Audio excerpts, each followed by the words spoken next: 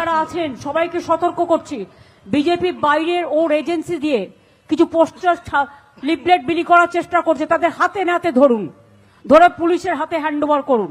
ভিতুর দল, কাপুরুষের দল, মানুষ আসছে না, মানুষের সমর্থন নেই, গলায় দড়ি দিয়ে মরা উচিত তোদের।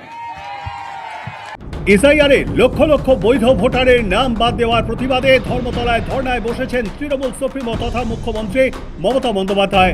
রাতে ধর্না মঞ্চেই থাকছেন তিনি। সোমবার সকালে মঞ্চ থেকে বিস্ফোরক অভিযোগ করেন মমতা। জানান, ধর্না মঞ্চের আশপাশে বিজেপির তরফে লিফলেট বিলি করা হচ্ছে, এজেন্সি দিয়ে নজরদারির অভিযোগ।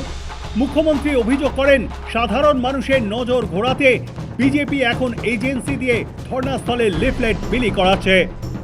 বিজেপিকে ভীতু ও কাপুরুষের দল বলে কটাক্ষ করে তিনি বলেন, ভোট আসলে এনআইএ সহ সব এজেন্সি পাঠায়, এরা ভোট চোর, এখানে ওদের ঢোকার অধিকার নেই, এদের হাতে নাতে ধরতে হবে। ঠিক তারপরেই মমতা সবাইকে সতর্ক করে বলেন, ধর্নার জায়গায় নজর রাখতে হবে, হাতে নাতে ধরতে হবে।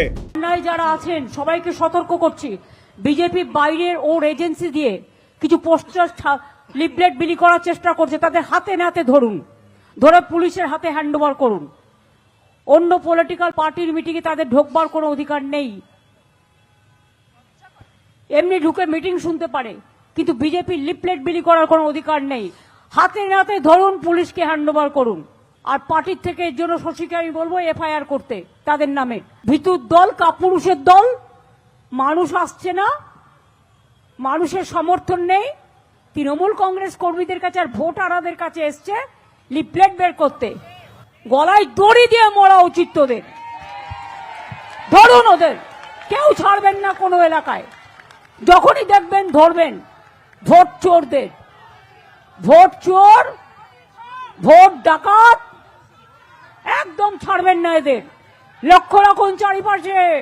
অভিযুক্তদের হাতে নাতে ধরার নির্দেশ দেন মমতা। মন্ত্রী ডাক্তার শশী পাঁজাকে দ্রুত এফআইআর করতে বলেন তিনি। পাশাপাশি সকলকে আশপাশে নজর রাখার নির্দেশও দেন তিনি। জানা গিয়েছে, মমতা যখন মঞ্চ থেকে এই হুঁশিয়ারি দিচ্ছিলেন, তখনই ধর্নাস্থলের কাছে কয়েকজনকে সন্দেহভাজন হিসেবে পাকড়াও করা হয়।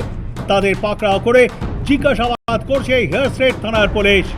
তৃণমূল শিবিরের দাবি, ওই ব্যক্তিরাই এলাকায় লিফলেট বিলি করার চেষ্টা করছিলেন।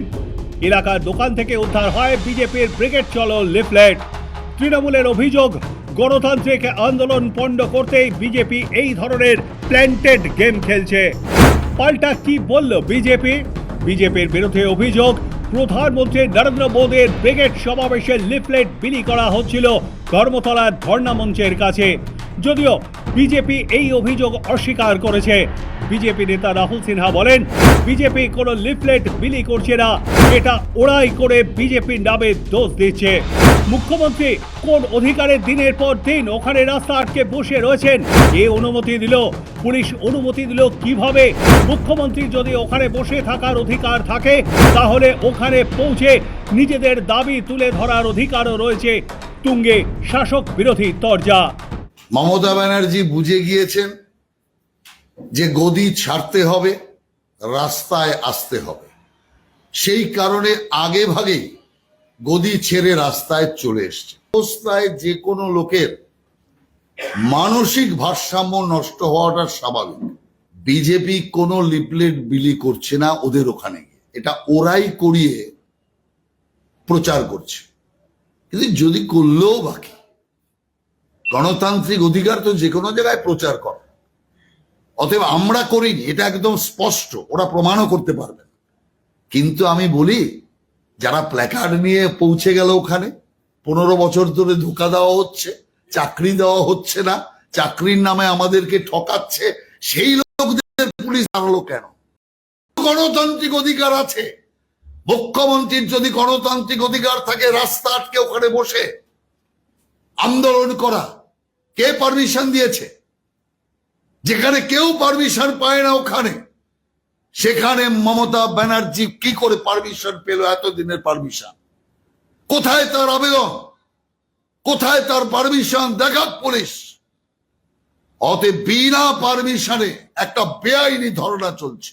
2026 সালের বিধানসভা নির্বাচনকে পাখির চোখ করে কোমর বেঁধে ময়দানে নেমেছে বঙ্গ বিজেপি। রাজ্য জুড়ে দলের মেগা কর্মসূচি পরিবর্তন যাত্রার গ্র্যান্ড ফিনাল হতে চলেছে কলকাতার ব্রিগেড প্যারেড গ্রাউন্ডে। 14 মার্চ সেই সমাবেশে প্রধান বক্তা হিসেবে উপস্থিত থাকবেন প্রধানমন্ত্রী নরেন্দ্র মোদী। লক্ষ্য একটাই, ব্রিগেডের মঞ্চ থেকে ফের একবার পরিবর্তনের বার্তা দিয়ে 26-এর নির্বাচনের লড়াইয়ে সুর বেঁধে দেওয়া।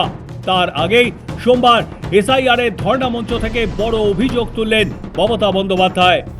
সৌভিক সান্যালের রিপোর্ট, সময় কলকাতা।